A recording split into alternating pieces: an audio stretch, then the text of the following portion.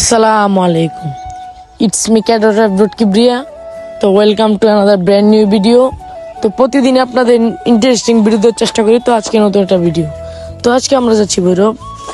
কোথায় কোথায় যাবো? ভৈরব পার্কে যাবো, কয়লায় যাবো।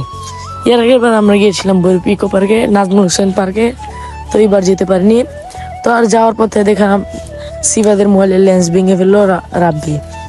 তোমরা যেতে যেতে আপনার দেখাচ্ছি, আর দেখতে থাকুন। আবার এখানে এসে ট্রেনে জানি একটা সমস্যা হয়েছে। এখানে এসে ট্রেন থামাইছি 11:20, ট্রেন ছাড়ছে 1টা বাজে।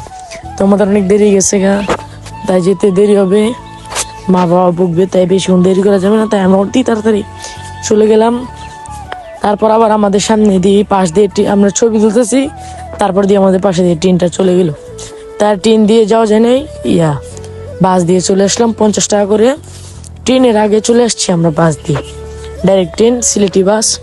তো কয়লা থেকে এখন আমরা এসে পড়ছি। কয়লার মধ্যে এখন ছবি তুললাম, সবাই সবার মতো ছবি তুললো। তো একটা ওয়াইড অ্যাঙ্গেল তো হবেই, তো একটা ভিডিও করে তো আমরা সামনের দিকে এগোচ্ছি। তো দেখতে থাকুন।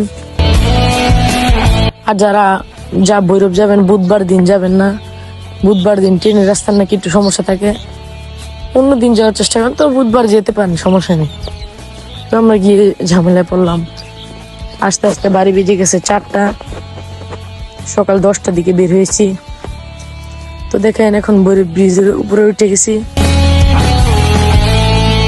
ভৈরবের উপরে কিন্তু অনেক সুন্দর জায়গা। তো আবার নীল এদিকে আসছে সিফাত। তো এখন আমি পুরো জায়গাটা ব্রিজের উপরে ঘুরিয়ে দেখাচ্ছি, দেখতে থাকুন।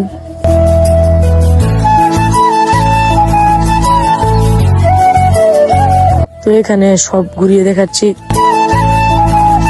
তো দেখতে থাকুন। তো এই জায়গাটা কিন্তু অনেক সুন্দর, মাশাআল্লাহ।